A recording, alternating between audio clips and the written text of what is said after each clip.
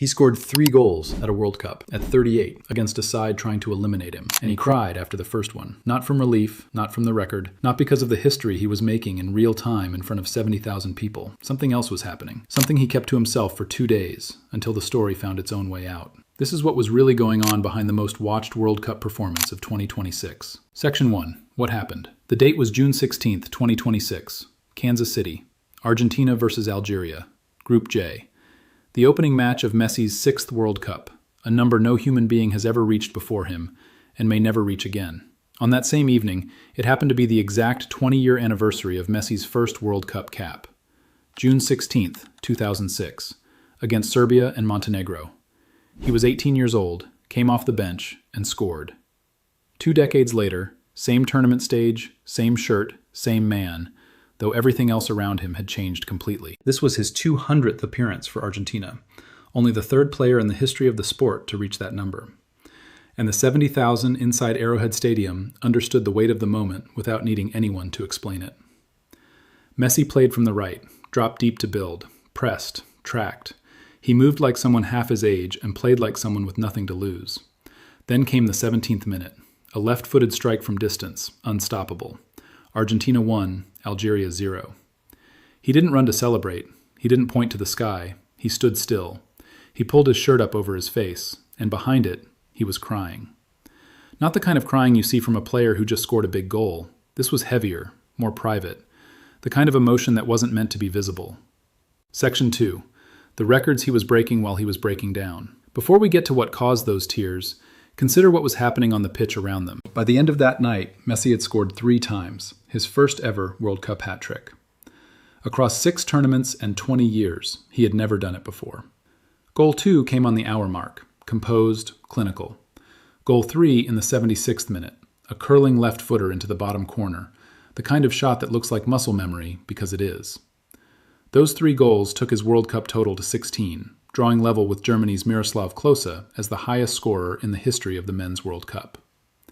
At 38 years and 357 days, he became the oldest player ever to score a World Cup hat trick, a record that previously belonged to Cristiano Ronaldo. He also surpassed Pele's all-time record for most goal contributions at a World Cup, 24 in total, 16 goals, 8 assists.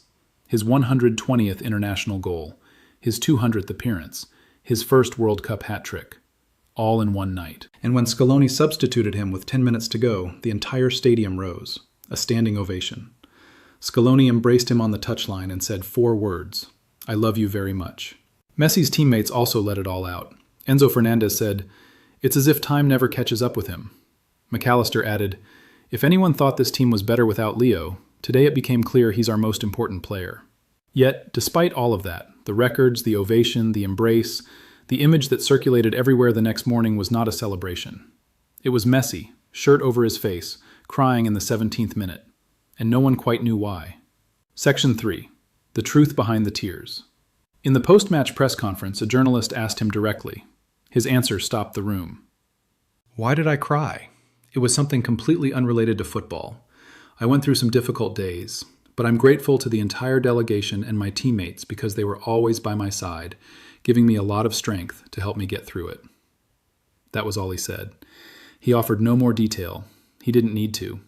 The football world understood immediately that something serious was happening in his personal life. He just kept it private. 2 days later, Argentine journalist Eduardo Feynman reported on Radio Mitre that Messi's emotion was connected to his father, Jorge Messi, and that Jorge had been in poor health for quite some time, since last year. Hours after that report, the Messi family released an official statement. Jorge Messi, 68 years old, was undergoing medical treatment for an undisclosed illness. He is currently under medical observation, the statement said, recovering and progressing favorably within his current condition. The statement came on the same day that false rumors had begun circulating in Argentina claiming Jorge had died. The family was forced to publicly deny those rumors and asked for responsibility, prudence, and humanity. What that statement also confirmed, without explicitly saying so, was this. Messi had taken the pitch for the biggest night of his final World Cup, carrying news about his father's health that he was keeping entirely to himself. Section 4. What Jorge Messi actually means to this story. To understand why this hits differently, you need to understand who Jorge Messi is. He was not simply Lionel's father. He was his first agent, his negotiator, his manager.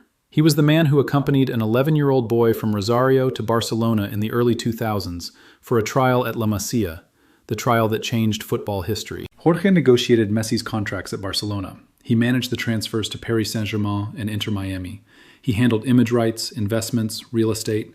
For 3 decades, Jorge has been the person standing between Messi and the rest of the world. They were also legally intertwined beyond football. In 2016, both were convicted in Spain on tax evasion charges, later navigated without prison time, but not without consequence. It was Jorge's signature on many of those deals. For Lionel Messi, father and football have never been fully separate categories. They were part of the same life, the same journey. So when Messi scores his first World Cup hat-trick, on his 200th cap, on the 20th anniversary of his debut, and the person who made all of it possible is in a hospital bed back home, the emotion doesn't need explaining. It's self-evident. What is worth noting, however, is the counter perspective. The family insisted Jorge was, quote, recovering and progressing favorably. His condition, as reported, was not confirmed to be terminal or immediately life-threatening. The full nature of the illness was not disclosed. This matters, not to reduce the emotion of the story, but to be precise. Messi described difficult days. He did not describe a crisis. And the family's statement was one of cautious optimism, not despair. That context doesn't make the tears less real. It makes the performance more extraordinary. Section 5. Why this moment is different from everything that came before.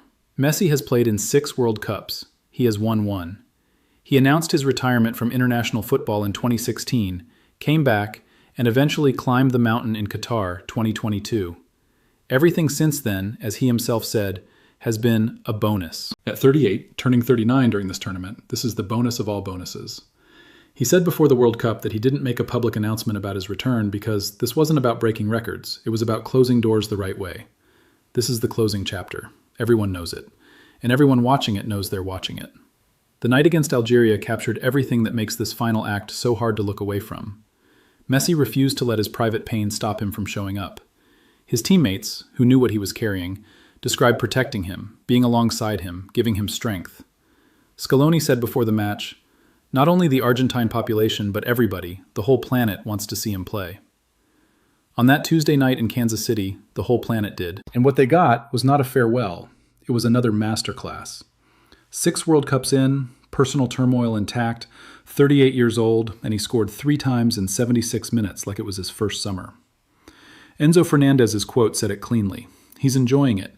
He no longer feels the weight of that burden he carried for so long. He's enjoying it, even though there's little time to do so. The long-term impact of this story is not just about football records. It is about what this generation will remember of Lionel Messi.